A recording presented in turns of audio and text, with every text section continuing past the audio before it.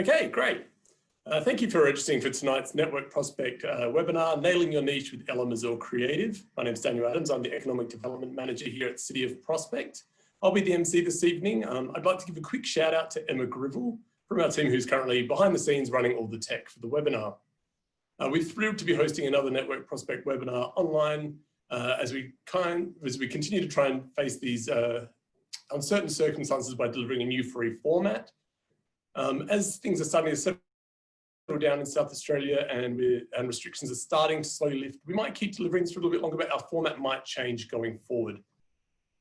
With that in mind, I'd like to remind everyone that many of City of Prospect's local businesses are now trading normally, or they've pivoted to adapt to these new circumstances, and we'd like to encourage you to shop and support local where possible.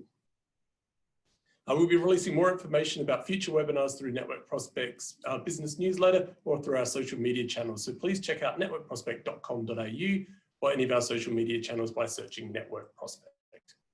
If you post about or during tonight's event, please use hashtag Network Prospect or @Network Prospect, as we'll be reposting all of your stories and photos to our channels on LinkedIn, Facebook and Instagram. I'm briefly just going to jump into the attendees and see how many of you are watching at the moment. So give me one moment as I get into that. All right, looks like we've got 25 people in here so far. Great, no worries. Just a little bit of housekeeping, looking at you all there. Please feel free to use the chat function to talk amongst yourselves, introduce yourselves, and then use the Q&A for any questions that you have for Ella as we go through. And at the end, Ella will either try and address these or we'll circle back to them as we, and trying to get them all answered for you. So with that, I'd like to introduce Ella Days. Ella is an Adelaide-based content creator, podcast educator, YouTuber, and puppy lover. Her podcast, The Influence Podcast, features a wide variety of local and interstate professionals, and with over 6 years of experience in social media marketing, you can bet she's tried all the tricks, hacks, and gimmicks going around. But you know that she has found, what she's found to work time and time again: consistent, value-packed content. Forget hours upon hours of creating content that doesn't get you results that you'd expect. She offers content creation strategy services to your growing following, help you boost your engagement and increase your sales. How good does that sound?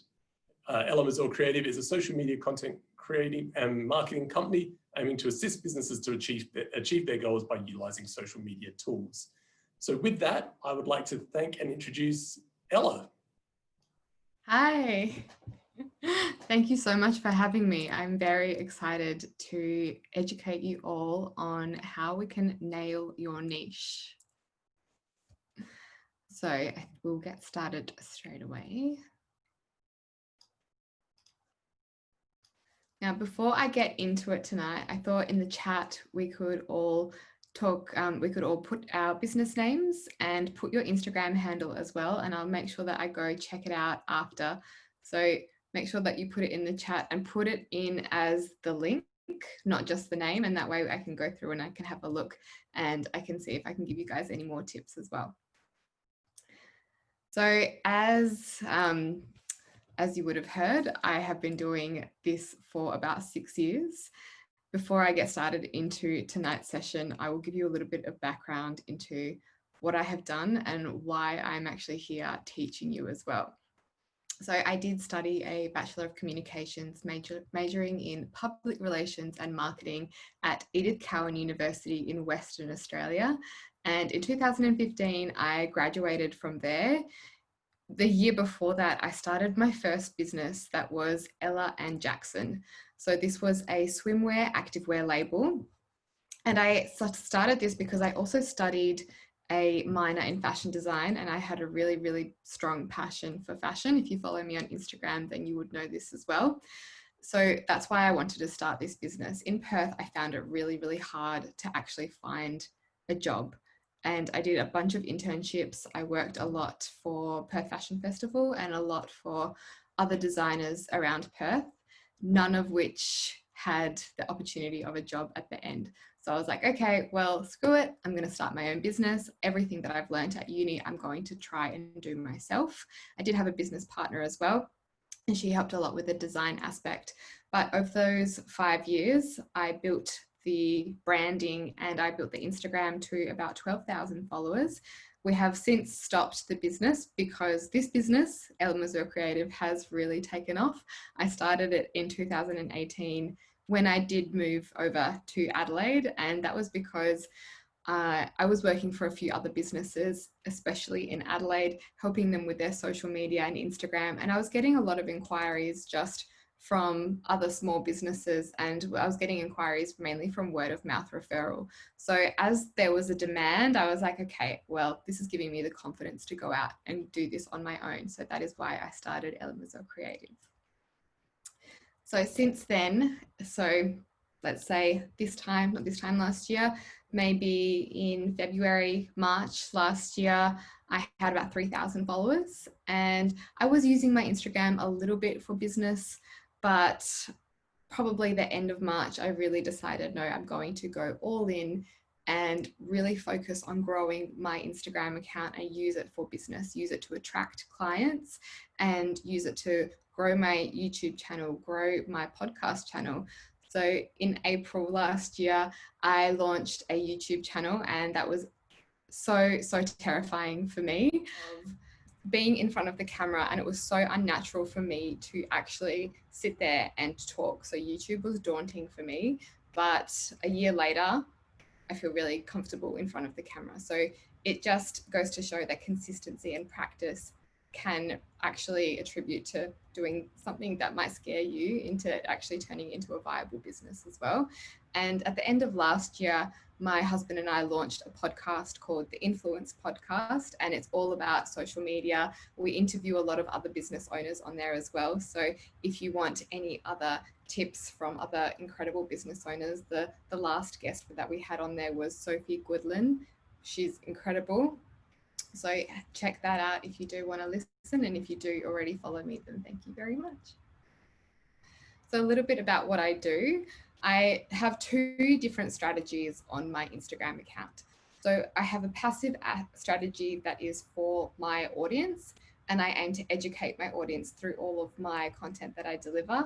And then I have an active strategy for my clients. And this is because I actively manage their accounts.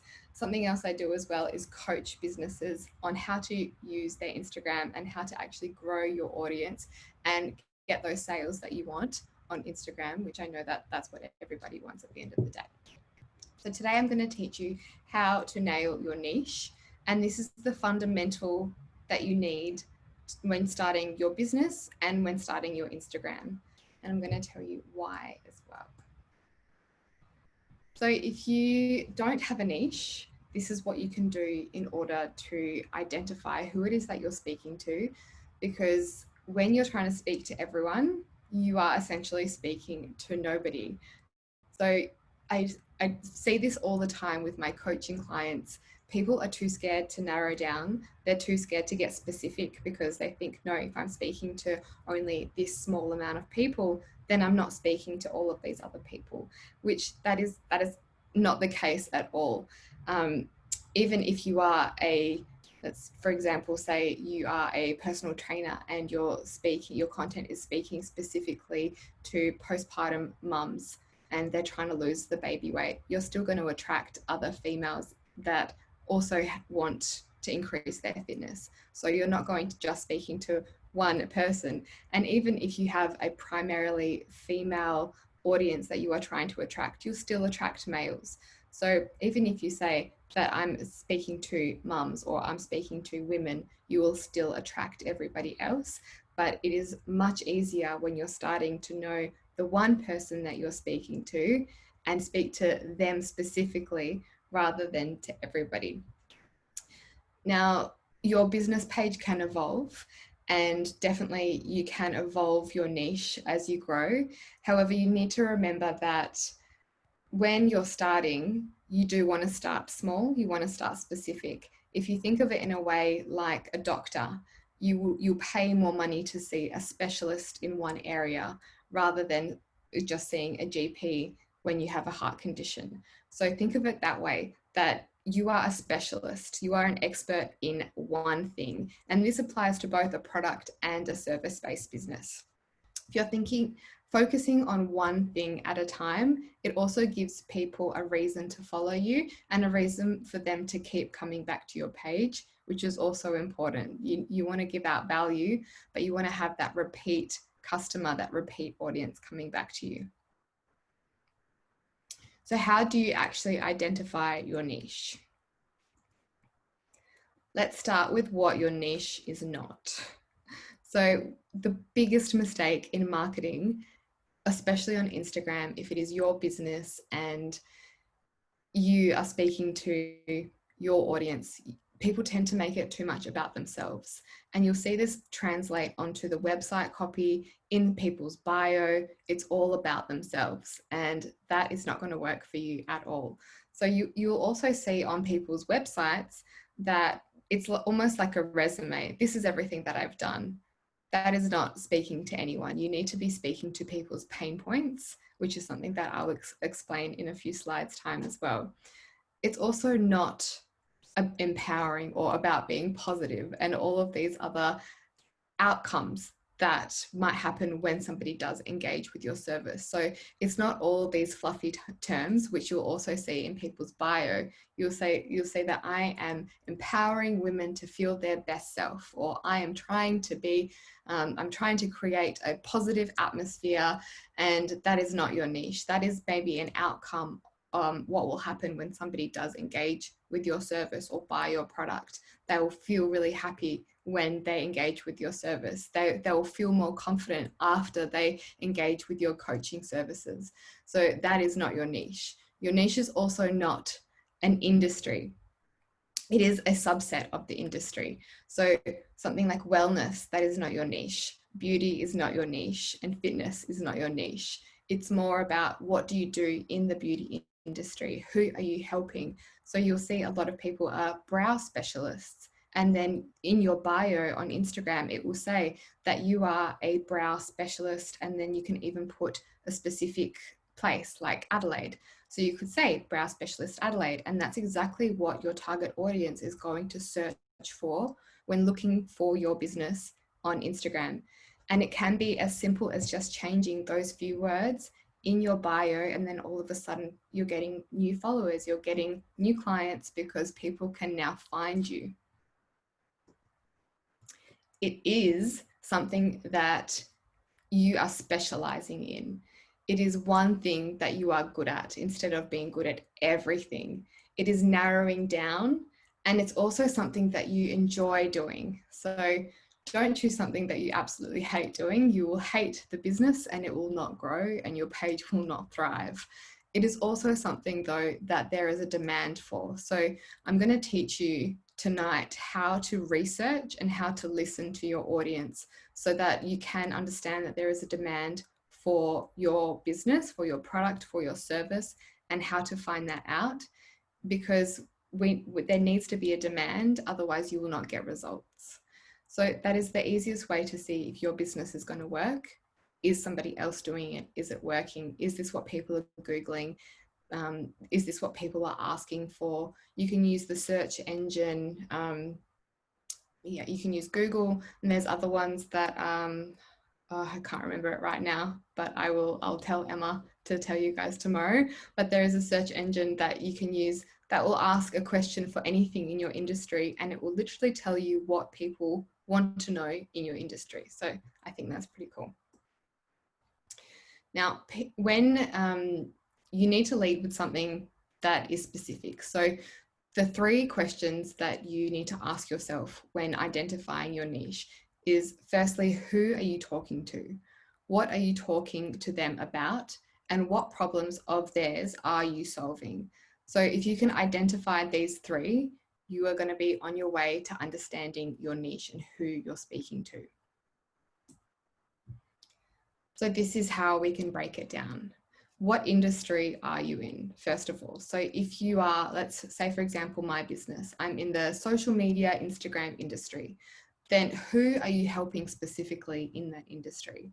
For me, I work a lot with small businesses, and I can even narrow that down further to I work with a lot of small businesses in fitness or in fashion or whichever industry that I am most passionate about.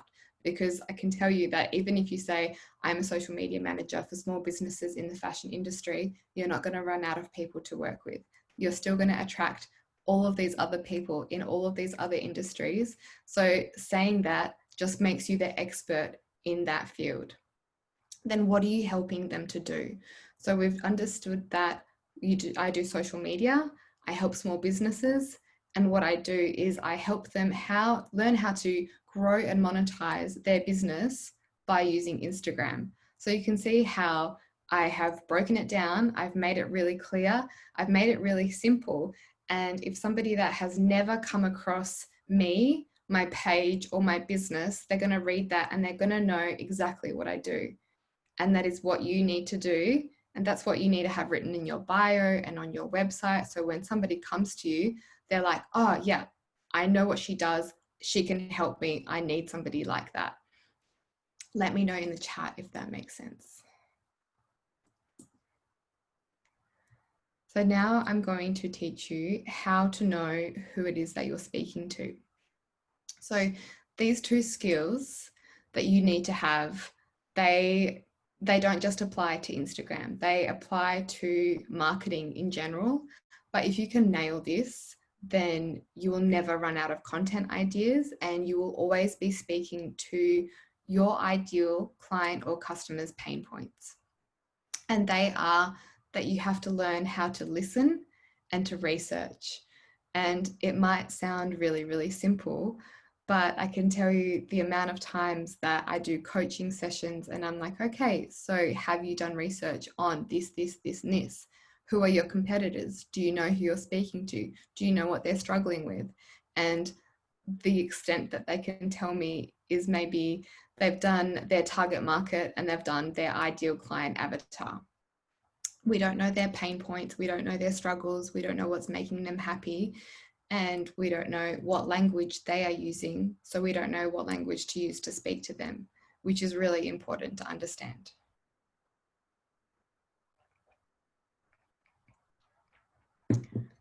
So listening to your ideal client and customer and really understanding their pain and pleasure points, this is going to help you build the foundation of all of your content. And I'll explain in the next slide what a pain and pleasure point is, because I feel like if you're not in marketing, then this could be all very new to you. And then I'm also going to teach you what to do the research, to understand your market, to understand if there is a demand and what problem of your customer you are solving. Because it doesn't matter if you are a cafe, it doesn't matter if you have a swimwear label or if you are a gym, doesn't matter what business you have, you are solving a problem of your ideal client or customer. And that is what you need to be posting about. That is the value add. That is why people are going to keep coming back to you. So take note of this. Your pain and pleasure points. This is what your content is going to revolve around. And after this session, if you are a business, then I want you to go and start to write down all of the pain and pleasure points, and you'll see that every single pain point, every single pleasure point, you can create content around it, and then you can post it on Instagram, and that will be directly speaking to somebody that you're trying to target, this is the easiest way to create content. So now a pain point is the problems, the pains, the issues that your ideal client or customer has. So what is keeping them up at night? What are they struggling with? What are their problems? What are their pains? And what can you create, or what do you have that is going to solve that for them? The opposite is a pleasure point. This is what is going to make them happy, what gets them up in the morning, what brings them joy. And this is often the result of purchasing your product or engaging with your service. So the result of doing that one-on-one coaching session, the result of going to get your makeup done, the result of purchasing that new dress. How does that make you feel? Or how does that make your customer feel? So these are the 2 points that we want to speak to. And we have to remember that customers, clients are emotionally driven, and people will buy out of emotion. They'll either be unhappy and they're buying a solution, or they are happy and they're buying something because they are happy. So these are the 2 points that we reiterate all the time in marketing and in Instagram. So the first point is research. We want to understand if there is a demand for what it is that you are offering. Do people actually want it? What problem are we solving? And start to make a list of all of your customers' problems. This is the first thing that I will always do when I take on a new client as well. When we're developing that strategy, the first step that we will do is research. We will really understand that industry. We'll understand the competitors. We'll look at what they're doing, what's working well for them, what are they saying, who is the expert in that field already. And you'll find that the best way to influence someone or to get somebody to do something is to find out what is already influencing them. That is the best way to do it. And that's what Tony Robbins said. And Tony Robbins is never wrong. So what we do is we'll do a SWOT analysis. And I'm sure you would have heard of this before, but it is the best way to find out what you can do for your business. What are your competitors doing? And their opportunities are your opportunities as well. Another place that I like to look is in Facebook groups. And this is, I feel like it's an untapped area where people are having real conversations, asking for real advice, wanting real responses about businesses. And I'll show you on this slide here, this is what a Facebook group will look like.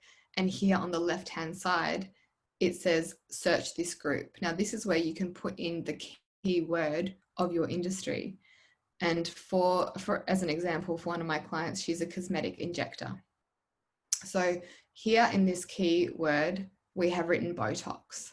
And then you can get really specific and you can actually select the city or even the town that your business is in. So for her business is in Adelaide. So we're looking at what conversations people are having about her industry, what questions they have in her area as well. So she can start to create content around that. She can actually use their language, which is another point, is actually using the words of your customer, not using the words of in your industry. And that's what's going to get them across the line as well. But looking at the struggles that they're having, looking at what questions they're asking each other, and then seeing what kind of content you can create in order to speak to them directly. Does that make sense? So the second point is listening and really being able to identify the pain and pleasure points.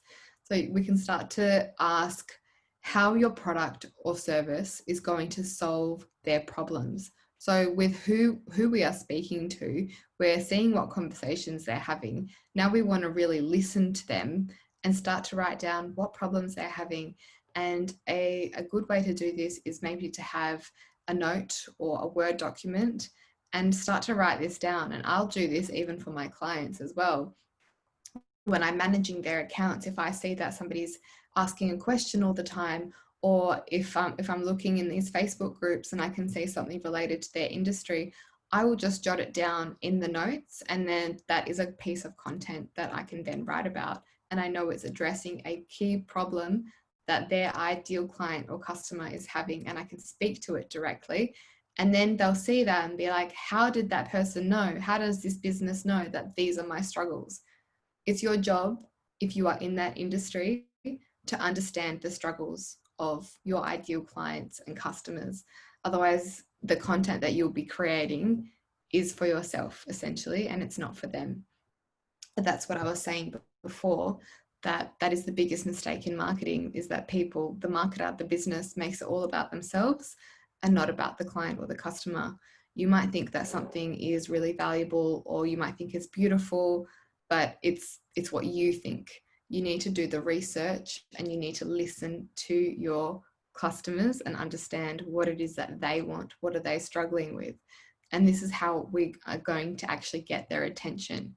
So we want to use their language. We want to see how they are asking these questions. What struggles are they actually having?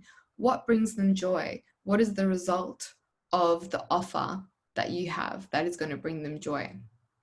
So can you start to write a list of all of your customer pain points and pleasure points? And if you are struggling to actually find them through a search engine or through Facebook, through Google, then you can actually ask them. So we can do this on Instagram, we can do this through stories, we can do this via DMs, or if you are if you do discovery calls, or if you do in-person conversations, which is a thing now that in Adelaide we are out of lockdown, then you can actually physically ask them what they are struggling with and write all of this down in that note. So this is an example here. I'm using my stories on Instagram to understand what are some of the struggles that my audience have with Instagram, so that then I can go and create content around it. And the easiest way to do this is have the first slide where you're saying, hey, I'm going to ask you a question, so that they are getting ready for you to ask them a question, instead of just putting up a question box and then them seeing the question and freaking out, and you'll find that you don't get any responses at all, or you'll get a lot of robot responses. This way you're putting up the first slide, you're saying, hey guys, I'm about to ask you a question about this. I'm going to put up a question box in the next slide. Please let me know if you have any struggles about blah, blah, blah. And this is what I like to do. I like to put up a quiz sticker first, and then the question on the next slide. Now the quiz sticker will start to get their brains going and start to understand, do they actually have any struggles on Instagram? And if so, is it any of these? And they might say, no, it's actually something else. So you can say, is it any of these, or is it something else? And then on the next slide, you have your question box where you're asking directly your audience what they're struggling with. Then all these people should message you and say, yeah, this is what I'm struggling with. This is what I need help with. And you can screenshot all of these and save all of these and use them for your content. It is the easiest way to create content. Another way, if you're going to do it in person, say if you're doing a discovery call, or if you're doing over the phone, you're asking people questions. Now, when people ask me, when they inquire with me about my service, the first thing I ask them is, what are you struggling with Instagram? And even if I don't close that customer, if I don't close that sale or that deal, then I'm still getting research out of it, and I can still use all of that for my content. So it's a really smart way to actually ask them, hey, what are you struggling with? Why have you actually come to me? And then flip that around and use that for your content. Because you might not close that deal, but because you understand their struggles, you'll be able to close the next one, and you'll have their language to be able to use for your content and to close whatever deal, whatever call you have next.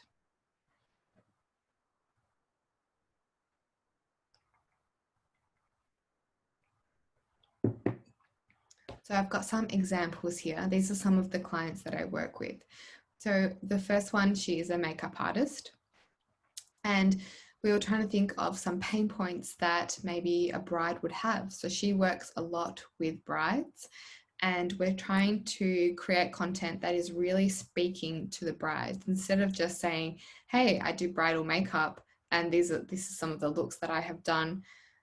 Brides have a lot going on in their head. So if she can understand what it is that she's stressing about, because I can tell you that she's going to be stressing about her makeup. She's going to be stressing about every aspect of her wedding day. She's going to be nervous. So we want to create content that is reassuring her that nothing is going to go wrong, that she can come and get her makeup done, that we'll keep doing it until it's 100% right, that nothing's going to go wrong on the day. So you can start to create content for that specific pain point. then she also does makeup for events. And now this time we can speak to a direct pleasure point. How do people want to feel? Well, how do ladies want to feel when they come in to get their makeup done for an event? They want to feel special. They're not getting their makeup done for no reason. They want to feel good. They want to feel all glammed up. So we can speak to that direct pleasure point when creating the content for coming in to get your makeup done for the next event. Same with the cosmetic injector. So we've written down some pain points. One of them is that her customers find that fine lines really bother them. So, but they still want to have a natural look. So what kind of content would we create around that? We could speak to that person and say, do you hate your fine lines but still want to achieve that natural look? Here are some examples. So we're speaking to that pain point directly. Now, something that I see all the time is that people don't have time to do their social media, and that is their biggest pain point. They don't have the time to sit down. They just want somebody to do it for them. So when I create content, or if I'm wanting to advertise that I have room for management, I would say, hey, are you a business? Do you not have time to do your social media? Why not get me to do it for you? And I'm speaking to their direct pain point. And there's a huge list of different pain points that you can research when you are doing the research and doing the listening. And you can create content for every single one of these reasons. And this will also become a part of your content pillars, because you'll find that if you're in an industry, you'll see the same problems over and over and over again. And you'll have to repeat yourself. And that is completely fine. On Instagram, I might do a post one day and then I'll talk about it on stories. And a few months later, I'll do a post very, very similar and nobody notices. Because one, not everybody sees your post. Two, not everybody sees your story. You'll get new followers and people don't remember because they are flooded with content all day, every day on email, social media, TV, radio. They are flooded from every single angle. They're not going to remember what it is that you're talking about. If we take into consideration that the customer needs at least 14 touch points in order for them to convert, then you have to think that you do have to repeat yourself quite a lot, and that is completely fine. I think a big struggle with people with their Instagram is they think that they need to think of new content all the time, but you don't. You need to understand what it is that your customer is struggling with and what makes them happy, and then create content around that. So like I keep saying, you want to use the language of your customer. You want to see, you want to read, you want to hear what language they're using and use that for your copy. The best copywriter for your business is your customer. And like I was saying before, in your bio, this is where it needs to be the clearest. It needs to be simple. It needs to be the language that they're using, but also it just needs to be simplified so that anybody from anywhere can come along and read your bio, read your website, and understand who you are and what you do. There's no point using words that are specific to your industry, because then you'll only ever attract people in your industry and not your ideal client or customer. Something else that I see that is a really big mistake is that people try to be too clever and too creative with their copy. And it's almost too poetic. This also isn't going to work. Your customer has a couple of seconds. They're going to come to your page. They're going to read it in 10 seconds and decide if they're going to want to follow you and purchase from you. 60% of the buying decision is already made up before they go and look at the rest of your content. So when you consider that, you need to have your bio nailed. This is essentially like your digital business card. So if that isn't 100% and it's not clear and it's not speaking to your ideal client or customer, you're going to miss that opportunity straight away.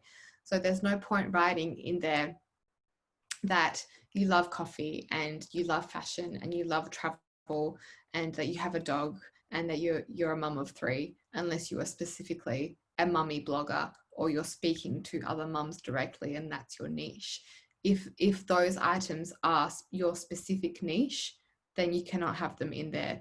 And I still see this all the time in my coaching, that in people's bio, they might have their name, and then they might have that they love yoga and they love to travel. Your customer is going to see that and not even know that that is a business.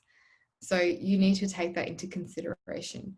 That's why I'm saying you need to have clear, simple, to the point language with no fluff at all. No big words. Dumb it down so that an 8-year-old girl could come across your profile and understand who you are, what you do, and how you can help somebody.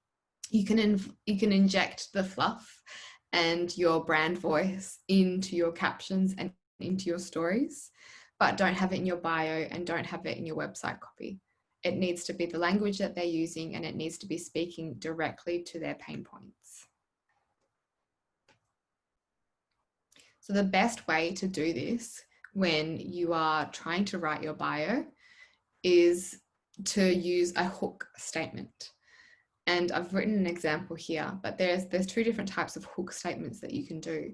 So you can say that you help, teach, coach, or show someone who you're speaking to your niche, how to, whatever it is that you do in your business. And that is a really, really simple, easy way to actually tell somebody what you do. Then another way you can do this is you can say from your perspective. So if your business is something directly related to you, something that you have experienced, something that you've been through, that you struggled with something and you know that your customer struggles with that same thing, and that is why you started your business, then you should talk about that. So an example here is I went from being super shy and not being able to speak on IG stories to then showing up every day and getting sales. And now I teach others how to do the same. And that is something that I would use when I'm teaching people to be more confident on camera, show up on their stories, and the importance of actually showing your face and how the conversions will actually go up because people start to trust you, your credibility increases, and all of these other wonderful things.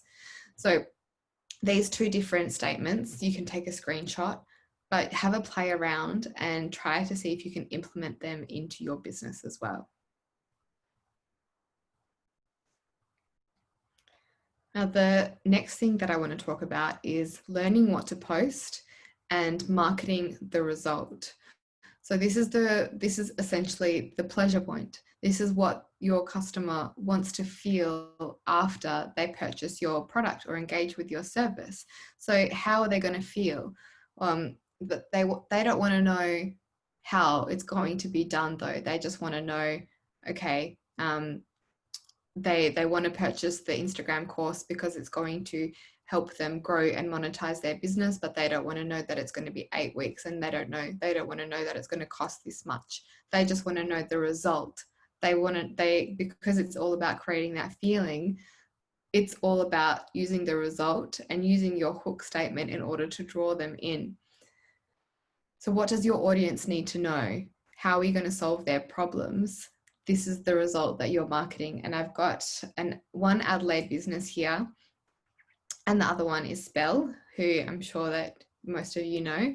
But Kirsty Sage has an incredible hairdressing salon here in Adelaide, and she is insane at marketing the result. She is a blonde hair specialist, and she's the first person that I found when I moved over from Perth. I typed in blonde hair specialist because it's quite daunting if you have blonde hair and you go to any hairdresser. I don't know if you've heard of horror stories, but they can essentially burn your hair and snap it off, and it's not a great experience. She provides such valuable content. You scroll her feed and you're like, yes, I want my hair to look like this. I want to come to her salon. It looks beautiful. She's marketing the result. She's creating that feeling. She's creating a feeling that I want to come to her specifically, and I want her to make my hair look like that. The same with Spell. They market the result. They market the feeling that you're going to get when you purchase their product. They have quite high and they have really high price point dresses, and you can find these dresses for a lot cheaper in other boutiques, but they are the original and they are very expensive, so they need to put a lot of time and effort into marketing the result and marketing that feeling. So the feeling that you get that it's going to be boho and luxe, that is everything that they entail when they are planning their content. So what I want you to do now, after we get off this call, I want you to start to make a list of all of those pain and pleasure points. And if that's still something that you're struggling with, or if you need a little bit more clarification, then you are welcome to ask in the Q&A as well. I want you to start to have a look at your competitors. So see if you can list your 3 competitors and do that SWOT analysis. See what they're doing well, see what you're doing well, see what you could maybe implement quickly, like changing your bio. That's something that you can implement today. You can go change your bio today so it's speaking to your ideal clients and customers, but creating specific content that is pain point specific, that might take you a couple of weeks or maybe a couple of months to develop the concept and the content. So you can start to list quick wins and then ones that are a little bit more long term. Then we want to understand what your customers and clients are struggling with and what content you can create that is going to help them and solve their problems. You want to look in those Facebook groups. You want to have a look at the conversations that people are having and start to search industry related words. Now, this is something that I do when I can't sleep. I'll go into these Facebook groups, and for example, the other day I typed in Instagram. I can't remember which group it was, but this lady had written, oh, let's start a thread and let's all comment each other's Instagram names. And from here, let's start an engagement group. Now, an engagement group is something that I strongly do not believe in. And it's because it essentially creates a false sense of engagement. Those people aren't actually going to buy from you. They're not going to be a long-term client, customer, or follower. They're just engaging with your content. So I've done a lot of content around this, and it's funny to see what people need more education around in your industry. So that is also a really good point. You can go through and type in those keywords, look at the conversations people are having, and not necessarily reply to those conversations, but take those ideas, look at those conversations and see what content you can create around that. Another good place to look is product and book reviews. So for example, on Amazon, people buy books related to different industries all the time, and you can see what reviews they have left. So you can see how that book has helped them, and then you can go and see what kind of content you can create around that as well. Or you can say you can see how much people hated that book and why. It could be a polarizing opinion that's completely something that you are opposed to, and you can still create content around that. So there's lots of different ideas that you can go and create content around when you understand how to research and how to listen to your ideal client or customer. So that is what I would like you to do. I'd like you to research and stay on top of your industry. This is also how you stay relevant in your field. So you want to be seen as the leader in your field, the expert in your field, why people will be coming back to you all the time. And by doing so and by researching and by listening all the time, you're also investing in yourself and in your business, because you're investing in your education, which will then further your business and grow your business, grow your Instagram, and you'll start to get the results that you want as well.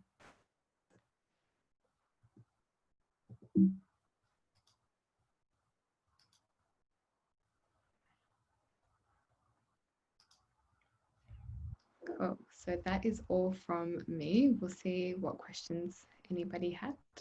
Okay. At this point, we haven't had anyone come in with any questions. So I guess maybe I could start with, I suppose in your own particular niche, is there any sort of content that you find that sort of gets a bit more engagement than anything else?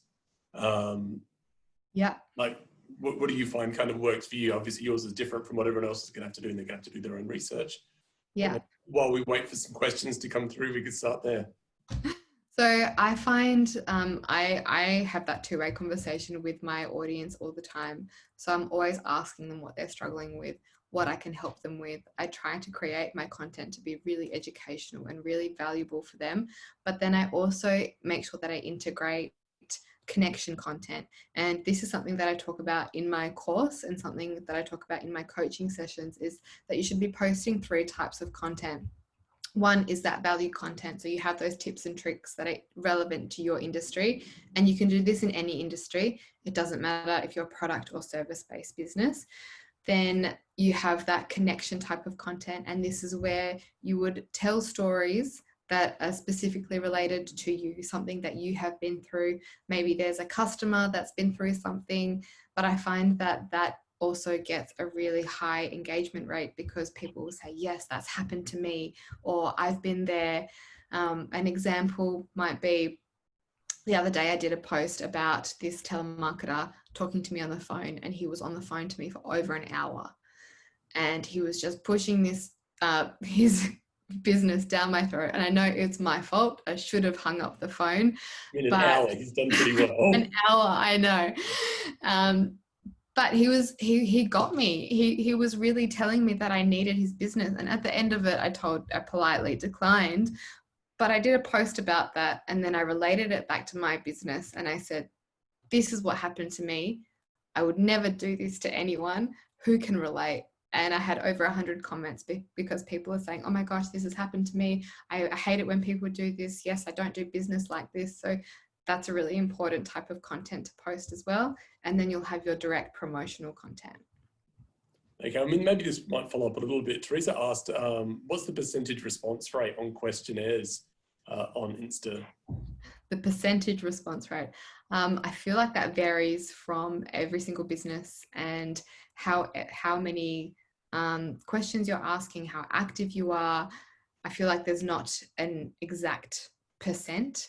It also depends on the size of your account and how engaged you are with your audience. So you need to, when you're asking those questions and you're trying to get the response, warm them up to start to actually engage with your stories. When you're talking on your stories and you're trying to get them to respond to a question, you need to just start to get them used to engaging with your stories first, and really invite them to engage with your stories to then ask you those questions.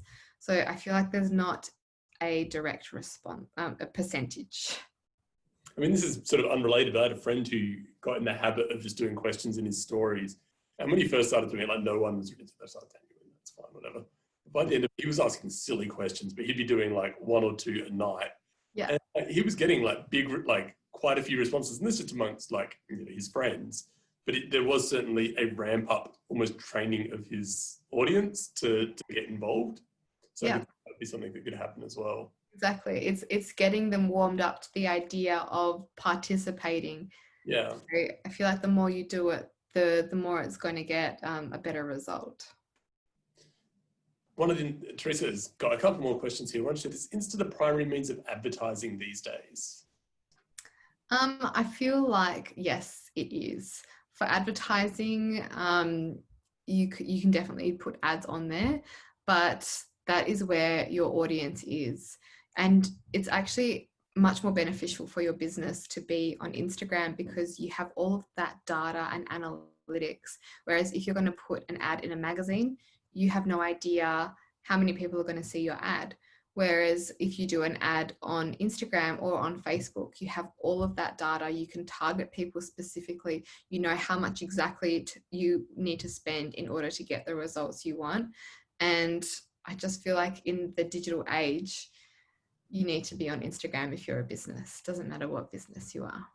So Teresa's also asked as a follow-up, does Insta provide analytics and stats? So you got into that a little bit there. Yes, it does. So we got, how does one target an audience who may not use Instagram? How can a website be used in a similar manner? A website used, I guess in a similar manner to try and, so if people aren't exclusively on Instagram, is there things that you can do on your website to try and use it, similar techniques to what you're describing tonight? Definitely in terms of your copy.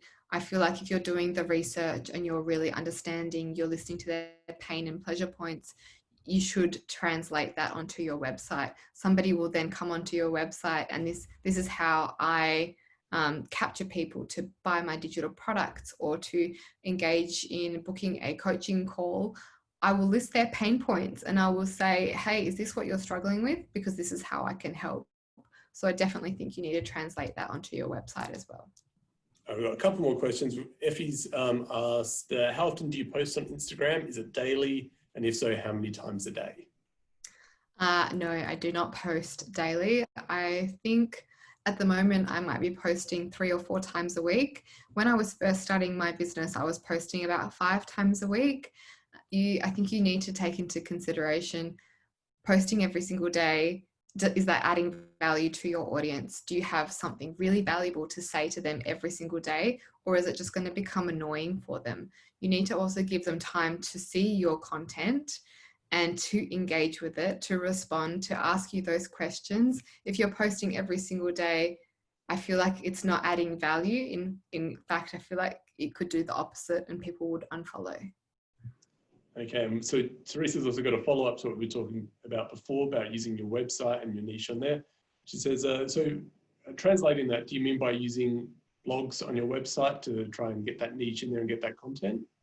You can put a blog on your website. What I'm referring to is the actual copy on your website. So when somebody opens your page, what is the first sentence that they're going to read? When they're looking at your products or your services, what are the descriptions in those products or services? What language are you using in order to speak to them? Are you saying, hi, this is my business and this is what I do? Or are you speaking to their pain points and say, hey, is this your struggle? Is this your pain? Because this is how I can help you. Great. Angie's come back with a question and said, what's your best tip for product launches? Oh, there's so many good tips. Launches are my favorite. So I definitely think it depends. Are you first starting out your business? Are you starting from zero, or do you already have an established business? So I think there's a few different things that can play. If you have a mailing list, I would utilize that highly when doing a launch. Plan your launch campaign so that you are talking about something is coming. You're giving them a lot of value all the time. And then you're coming in with, and this is the product that I have. So an example of this, and this is a digital product, but this will work exactly the same for an actual tangible product, is talking about the struggle and saying, hey, do you guys struggle with writing your captions? And then I'll say, these are the tips that I have for you. These are some examples I have for you. And then I'll keep going with giving that value for maybe a week or 2 weeks. And then I'll say, by the way, I have this product for you that I know that you guys will love because you have told me that this is your struggle and this is what I have to offer you. This works really well. There's actually a really good podcast episode about this that I can send to Emma, that she can send to you guys. And it's all about how to do a product launch successfully and how much time you need leading up to it, what kind of content you should be posting. And I think it is all about giving away as much value as possible, getting in front of those people, and then coming in with the offer that you have. Now, if you are starting from zero, you don't have any followers and you want to launch, then a really effective strategy is to get influencers involved and ambassadors involved. And that way you can grow and launch all at the same time. When I launched my activewear, we already had the swimwear component of our audience established, but the activewear launch was so successful. We did a pre-order launch and we built up a lot of hype. We drip fed a little bit of content. We said something was coming. We talked a lot about it in our mailing list, and then we got a lot of influencers all on the same day to talk about the product. So it was a very successful product launch in that sense. Great. I guess one thing that we could talk about is you started talking a little bit about your course before. Do you mind going into a bit more detail around what that is and what you're offering and how people could get involved?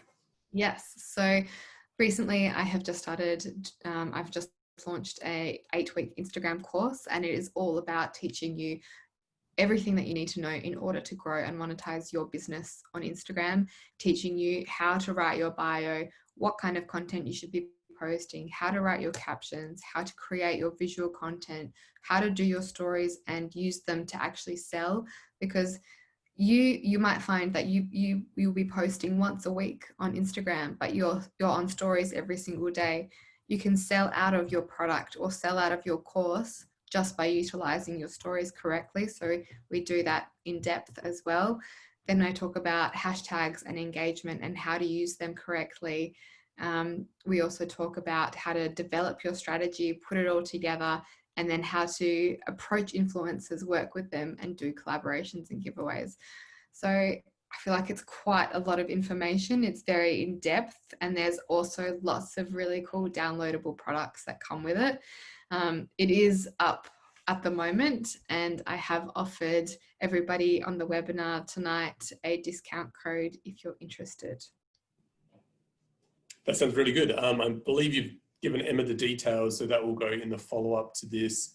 As always, we will make this recording available. We will probably try and edit out the section that we lost Ella in the middle for, and it'll be nice and smooth, and it'll be like nothing happened for anyone. Nothing happened. Of course. Reese has just mentioned that she'd be interested in that course, so we'll make sure she gets that information. Yeah, I'll give you guys the link, and if you are interested, the discount code for that is just GRAM, so GRAM, and that will give you a nice discount off of the course as well. Sounds really good. Look, we're looks like we're getting close to the end of the questions. Maybe if anyone has any specific issues in their business they would like to throw out now, a bit of a case study or something like that, we could probably look at that. Otherwise, you might look like we're going to wrap up. So we might give everyone a couple of minutes to do that. Maybe while they have to think about that, we've also covered that you've got a podcast. Do you want to talk a little bit about that for a moment while everyone easily types away? So we launched the podcast in December last year, and we're up to our 32nd episode. It is all about the experiences that I've had and other business owners, what their struggles may have been when starting their business on and off Instagram. But the main thing that I really want to talk about is that when you're starting out, you don't need to have it all figured out. And this is what everybody keeps talking about in the podcast as well. So it is about understanding what struggles that you're going to have and how to overcome them, how to utilize your Instagram for your business. Doesn't matter what business you have. And we have some incredible guests on there. Every week it will either be me and my husband talking, and he has a lot of knowledge around business and sales. So he does all of my video editing as well, and he edits the podcast. So he is quite savvy in that department. And then I obviously talk about all things social media. I also have a YouTube channel. So if there's ever something that you're struggling with, I've probably done a tutorial about it. So you can go over onto my YouTube channel and have a look there as well. There's a lot of great content. Where would you find your YouTube channel? The YouTube channel, you can type into YouTube Ella Mazur Creative, and I should pop up. Perfect. It's also all linked on my website or linked on my Instagram page. Fantastic. Well, that looks like we're through questions, and that might be, well, I've just cut the screen up. Looks like that might be the end for this evening. So I'd like to thank you for participating, and also again thank Ella for sharing all that knowledge and her presentation. Thank you all for being here through tonight's webinar. We'll send some feedback forms, and we'll send a link to the recording for those that would like to watch it again. Check out Ella's Instagram account, which is at Ella Mazur Creative. Is that correct? I get that right? That's right, yes. Feel free to network with Ella or the Network Prospect team on LinkedIn. So I'm Daniel Adams, Emma Grivell. On LinkedIn, you can find us, and we'll share any of the information about things that we'll have coming out on the Network Prospect accounts. So thank you all for being here, and good night.